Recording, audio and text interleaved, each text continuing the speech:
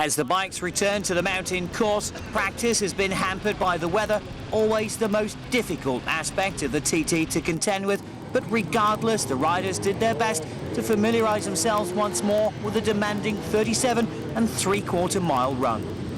I think I qualified. I'll go find out. My guys were timing me. They said, well, this was your best session. You dropped over 3 minutes, which was good. So I think I've qualified now, which makes me happy. So I'm ready to race.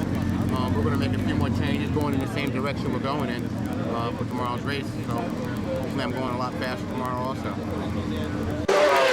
Got the best bikes I've ever had now, and well, I've always sort of been pretty close in the 600 and that there, but now on the big bikes I've got bikes capable of winning the race. So. You know, it was good for a change, and I think it's going to prove well. I mean, it sort of helped Jim get a ride as well, so everyone changing about helped everything. So it's good. I mean, the task team are working really well. Bikes are so quick, it's unreal. So just got to turn the practice times into race.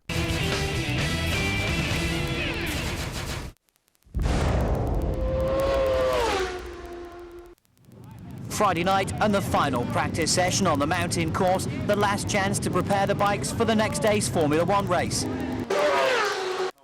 Returning to the Isle of Man TT this year is Dwight Mitchell. The New Jersey rider has bought a pair of 750 MV Augustas with him, and that's a mark that's firmly embedded in TT history. He'll be competing in the Formula One and the 1000cc production race, and his aim is to finish high enough to receive a silver replica. The same gentleman that designed Ducati 996 designed this bike also, and he was chartered by Claudio Castiglione to come up with a unique design that was unlike anything else. The bike has a lot of usable power right now. It handles superbly. It's one of the first motorcycles I've ever acquired out of the crate that I didn't have to do a lot of geometry setups. I mean, it literally, you put it online, you turn it in, and it stays there. So that's, you know, pleasant. You don't have to worry about the bike running wide or understeering and things of that nature. So we're really happy with the bike and the way it's working. The TT course bites, and when it does, it usually bites hard. Some people are lucky and they fall off slowly or in a wide open space. Dwight Mitchell did neither of those things. We've never done a road race with the bike. The bike's only been on the track, and on the circuit it's running well. It feels like an Isle of Man TT bike. We had to raise the windscreens on the bike because we were going at such high speed for such a long time, so we have to get up under the bubble. The roads and courses are a lot bumpier. It's like hill and dale. And you're always gripping the tank with your seat, especially coming through Carramore and, you know, Glen Duff, Glen Thurman. You know, we're trying to stay on the gas, and so we have to literally soften up the suspension a lot, you know, more than we actually anticipated.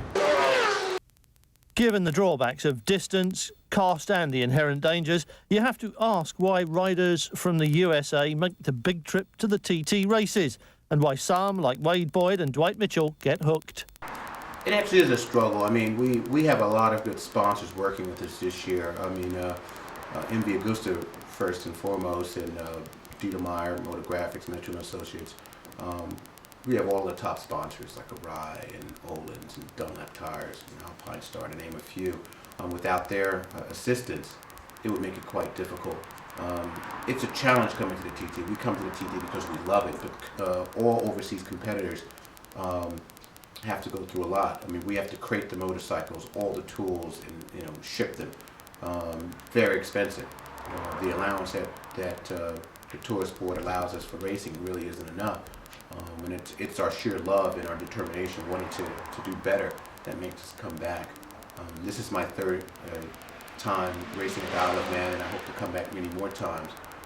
The driving force behind me coming here actually is that I know it takes a long time to master a 38-mile course. I look at all the guys who are winning now, and all of these guys have been racing here for 10 plus years, some 20, and people are looking at their accomplishments, and I'm like, it's fantastic, but in their third year, they weren't winning TTs, and I'm fully cognizant of that. And so with that in mind, I know I have to pay my dues if I want to get to the rostrum. I don't think anyone has actually gotten there in under 4 years, at least without mentorship.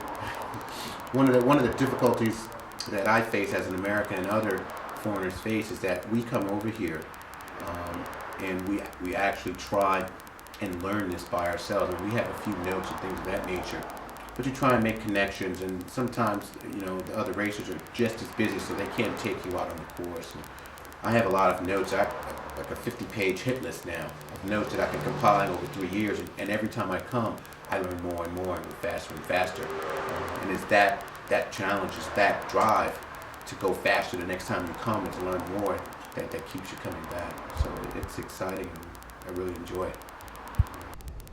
Do you have a private ambition that you think this is what is a good showing for me? Well, I did have a target. I wanted to be the first 750 home.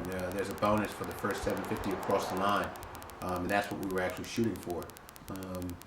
Hopefully, we have 2 more days of qualifications left. Hopefully, we get everything sorted out by then with the suspension, and we can still go for that goal. Team USA is revved up and ready to go.